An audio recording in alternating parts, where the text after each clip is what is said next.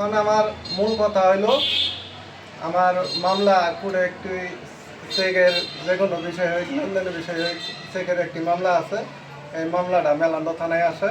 মেলান্দ থানায় আসার পরে মামলাটি মাসুদ চাচার কাছে দায়িত্ব পাওয়া করে উনি ফোন দিয়ে আমাকে বললো যে তোমার মামলা কাগজ আইছে, তুমি খরচপাতি টাকা পয়সা কীভাবে কত দিবা। পরে বললাম যে আমি তো গরিব মানুষ স্যার, আমি অত টাকা পয়সা তো দিতে পারবো না। পরে উনি বলার পরে আমার আসলে একবার 30,000 টাকা নিল। নেওয়ার পরে 30,000 টাকা নেওয়ার পরে প্রতিবেদন আর দেয় না। কদিন পরে আবার 10,000 টাকা নিছে যে 10,000 টাকা দাও, প্রতিবেদন দিয়ে দিন। তারপরে তাও দেয় না। না দেওয়ার কারণে পরে আবার আমার বাড়ির বউ ছিল, আমি চাকরি করি ঢাকা। বউয়েরা বলছে যে আপনার স্বামী যদি প্রতিবেদন না যা তাহলে আপনার স্বামী জেলে যাবে। পরে আমার বউ ডরে ভীত হয়ে খুবই ভয় নিয়ে পরে তাকে আবার 10,000 টাকা দিয়ে গেছে। মোটে 50,000 টাকা নিছে। 50,000 টাকা নিছে। এখন আমার কথা হলো যে রিপোর্ট কাগজপাতি অনুযায়ী বা ন্যায়ভাবে যদি নাও দিয়ে থাকে, কিন্তু আমার টাকাটা কেন নিল? আর আমার টাকাটা নিল তাহলে রিপোর্টটা আমার পক্ষে কাগজপাতির সমস্ত প্রমাণ থাকার পর আমার পক্ষে দিল না। পক্ষে না দিয়ে আমার বিপক্ষে দিল। বিপক্ষে দিছে তাও দেখ, কিন্তু আমার টাকাটা আমি ফেরত চাই বা আমি আর এই মিথ্যাটা প্রতিবেদন দিল। পুরাটাই মিথ্যা মামলা, পুরা মিথ্যার একটা প্রতিবেদন দিল। আমার মামলা যেভাবে আছে আমার সত্য মামলা, কিন্তু রিপোর্টটা যেভাবে দিল পুরাটাই মিথ্যা। হয়তোবা টাকা বিপুল পরিমাণ টাকার অঙ্ক পাইছে, টাকার বিনিময়ে অর্থের বিনিময়ে আমার মামলাটার মিথ্যা কইরা আমি একটা গরিব মানুষ, আমার অনেক পেরেশানি হরানি করাইল। তো এখন আমি আর কিছু বলতে চাই না, এটা আমি সুস্থ বিচার চাই।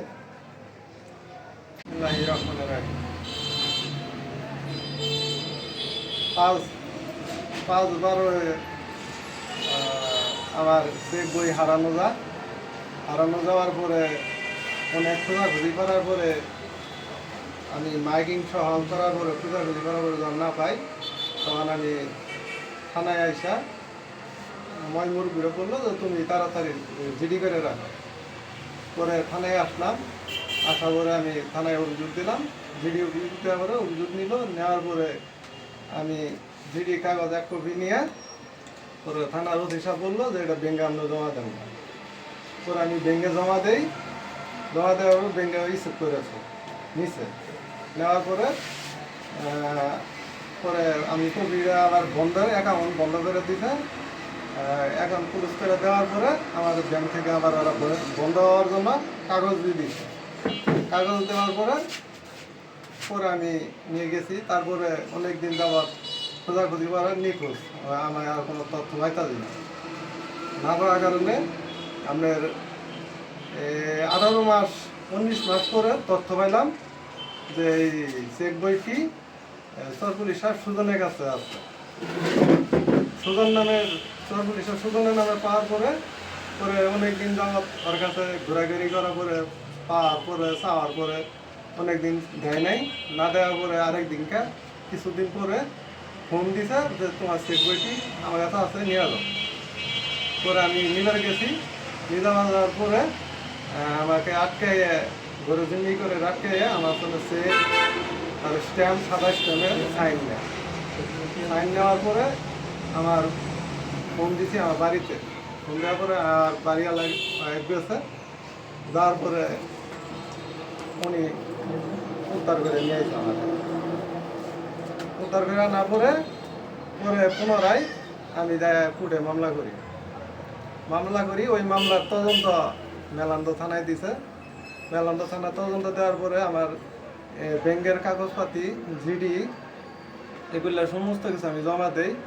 মাসুদ চাচাই ওই আমার বললো যে আপনার খরচপাতি দেওয়ার কথা কইয়া আমার আসলে 3 বারে 50,000 টাকা নিচ্ছে। 50,000 টাকা নিচ্ছে যে আপনার রিপোর্ট আপনার পক্ষে দিব, আমার একটু কাজ কাম আছে, খরচপাতি হিসেবে আমার আসলে 40,000 নেওয়ার পরে আরও 10,000 টাকা আমার বাড়ির থেকে নিছে, আমার বইয়ের কাছ থেকে নেওয়ার পরে আমার এখন টাকা খাওয়ার পরে সরকার পতন হওয়ার পরে উনি আমার সঙ্গে ভালো করে রিপোর্ট দেওয়া, 90 দিনের মধ্যে রিপোর্ট দেওয়ার নিয়ম। 90 দিন পার হয়ে যখন 4 মাস গেছে গা 5 মাস গেছে গা তখন আমি রিপোর্ট চাইলে আমার উপর হুমকি দেয় যে রিপোর্ট তুমি পাবা না, তোমার জিডি মিথ্যা। আমি বললাম যে জিডি যদি মিথ্যা হয় তাহলে থানা মিথ্যা, থানা মিথ্যা হলে আইন মিথ্যা, তাহলে জিডি নিল কেন? পরে বললো বরাবর বরং আমার মোটামুটি একতর ভাই হয়ে গেল যে কাগজ প্রতিবেদন দিবার বললেই ওই আমার হুমকি দেয় যে তোমার মামলা তোমার বিপক্ষে দিন। আমি ভয় পাই যে আমার যে হুমকি দিতে হবে তাহলে হয়তো বা দিলে আমার সরকারি লোক কোনো হস্তনস্ত করে পরে অনেক দিন অনেক লোক দিয়া চেয়ারম্যান সাহেব করছে, মেলা চেষ্টা করছে দেওয়ার জন্য, বলছে মামলা যেটি দেন দিয়ে দেন, যদি আটকাইছে দেন কেন। পরে আজ 5 মাস পারি গেছে গা, 6 মাসের গেলে আমার বিপক্ষ যাই, আমার কাছে টাকা আগে নিয়ে আইরা পরে আমার প্রতিদ্বন্দ্বী বিপক্ষে যাই, তার সঙ্গে কি করছে নেন করছে নাকি কোনো যে কোনো মূল্যই হয় আমার জিডি ব্যাংকের ডিজাইনার মধ্যে মামলা আছে, এগুলো সব ডিড ডকুমেন্টের বিপক্ষ করে আমার বাড়ির থেকে আমার এলাকা থেকে ওই অর্ডারওয়ালা সাক্ষী দিয়েছিল, অর্ডারওয়ালার জরুরগুলো ধরে আইনে সাইন নিছে, সাক্ষী উল্টা সাইন নিছে, আমার বিপক্ষে সাইন নিছে। অথচ উনি আমার পক্ষে সাইন দিয়ে গেছিল, আইডি কার্ড দিয়ে গেছিল, সাইন দিয়ে গেছিল, ওগুলো আরে গোপন রাখছে, আত্মগোপনে রেখে আমার আরো 2টা সাক্ষী কাগজপাতি ডিড ডকুমেন্ট সাইন দিয়ে গেছিল, ওই আত্মগোপন রেখে ওগুলো দেওয়া হয়েছে যে আমার সাক্ষী উপস্থিত হয়নি, আর আমি বাদী আমিও উপস্থিত পাইনি। না হওয়ার কারণে বাদী সাক্ষী উপস্থিত না হওয়ার কারণে আমার দোষ করাইয়া আমার বিপক্ষে রিপোর্ট দিলা কাগজপাতির বাইরে আমার জিডি মিডি যত আছে এগুলো বাইরে দিছে। এরপরে আমি 7 ধারা করে মামলা করছিলাম, জিডি এবং বাড়ি মতো মামলা গাওয়া আছে, কিন্তু ওই স্বীকারোক্তি সাইন দিছে, কিন্তু স্বীকারোক্তি সাইন দিছে। এরপরে এই গত 2 দিন আগে ওই আমার 25 লক্ষ টাকার মামলা দিছে, এই মামলা সাক্ষী যারা হয়েছে সাক্ষীর মধ্যে যারা মধ্যে ওই স্বীকার করছে যে 2 বছর চেকটি আমি ব্যবহৃত করার পরে আমার মনের ইচ্ছা মতো আমি টাকার মতো বসাইয়া 2 বছর পরে আমি মামলা দিই। তাহলে শোনেন, তাহলে ওর কাছে চেক